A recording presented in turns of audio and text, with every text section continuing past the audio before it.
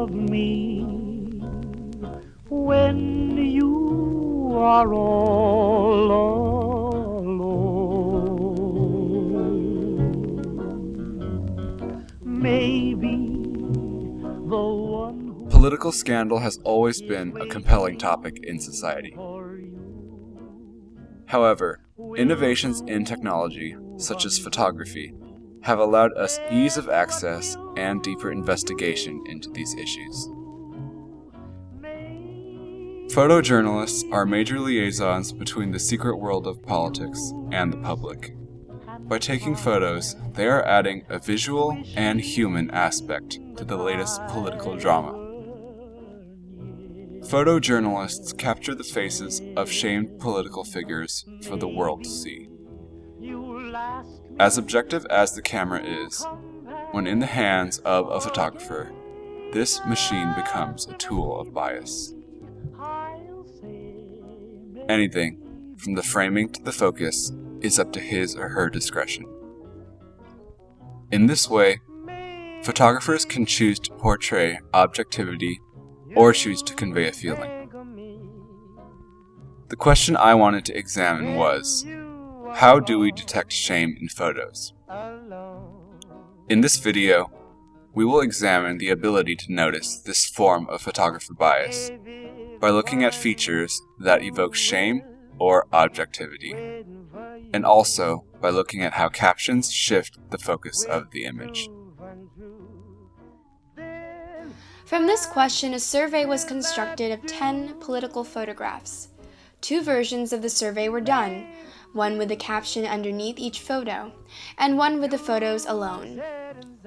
Subjects taking the survey with photos alone were asked to view the photos objectively and not answer on prior knowledge. In both surveys, the user was asked to circle up to 3 of the adjectives they believed accurately described the photo: shameful, objective, memorable, iconic, and powerful. The 10 photographs used in the survey were a mix of pre- and post-scandal photographs of politicians who were involved in extramarital affairs. Some of the notable photos that will come up later in this video include Image 1 by James Lindsay of John Edwards speaking to press in 2007, pre-scandal. Number 3. Arnold Schwarzenegger at a 2004 rally, pre-scandal, by Brooks Kraft. Number 8. Dirk Halsted's famous photograph of Bill Clinton and Monica Lewinsky at a campaign fundraiser in 1996, pre-scandal. Number 10. Clinton and his wife looking on as he makes a statement responding to the act of impeachment in 2008, taken by Susan Walsh. A total of 50 individuals were surveyed. That group was split in half. 25 were surveyed with captioned photos, and the remaining 25 were surveyed on photos alone. In the second part of the survey, individuals were asked to select the photo they believed to be the most shameful and explain what aspects of the photo influenced that decision. They were asked to do the same with the least shameful photograph. I hypothesized that captions would shift the focus of the image away from visually associated buzzwords, like memorable and powerful.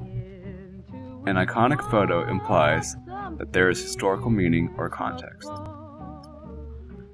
So I hypothesized that for the survey with captions, more people would consider post-scandal photos iconic.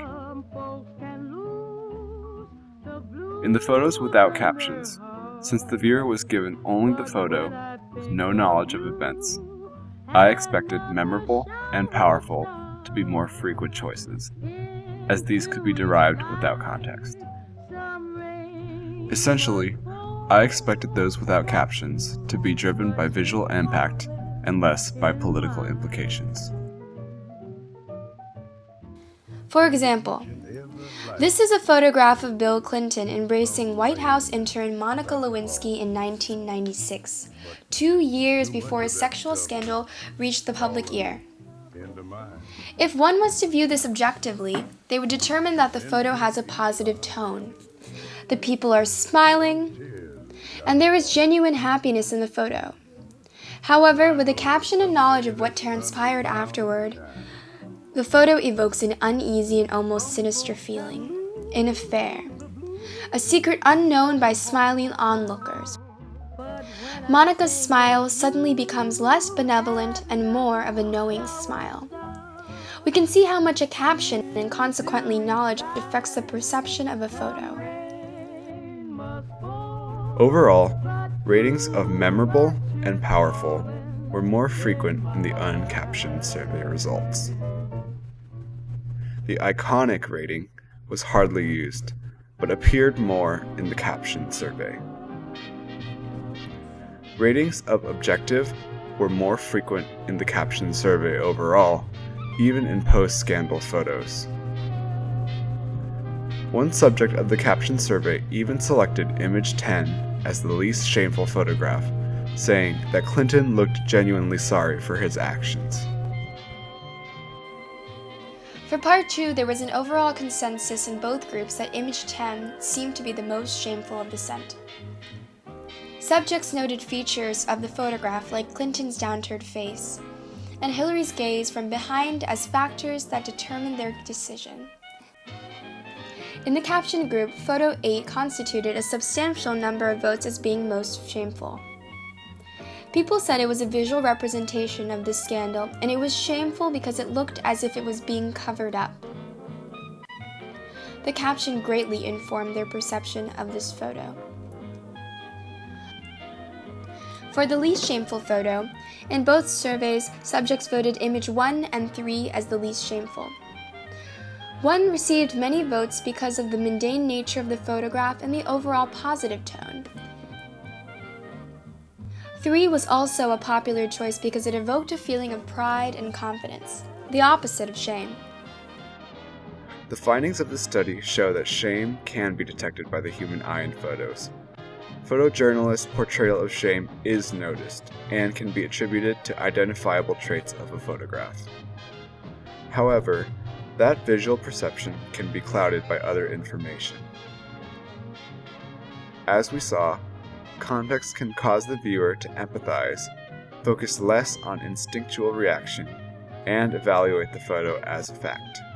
According to Cobre and Brill, words function as a sophisticated means of communication. Pictures transmit the message immediately, but words shape and give focus to that message. on the other hand, lack of context forces the viewer to utilize visual aspects of the photograph to gain meaning. Thus, without captions, photographs are perceived more in terms of their emotional power or distinctiveness. Without context, it is easy to create meaning for ourselves and be misled by photographs. It's important to stay vigilant and understand that photographers are humans. They have perspectives. Howard Chapnick realizes this fact. Photographers have the power to elevate or destroy. We can influence judgments people make on the crucial issues of our time. Captions provide stories. They serve as facts to ground our judgment. The necessity for grounded judgment is evident from Dirk Halsted's famous photograph, which made the cover of Time magazine for its connections to the then newly discovered Lewinsky scandal. In an article he wrote later, Halsted stressed that it wasn't about taking sides in a political debate, but preservation of facts. I am not talking about Monica versus the president, who is lying and who is not.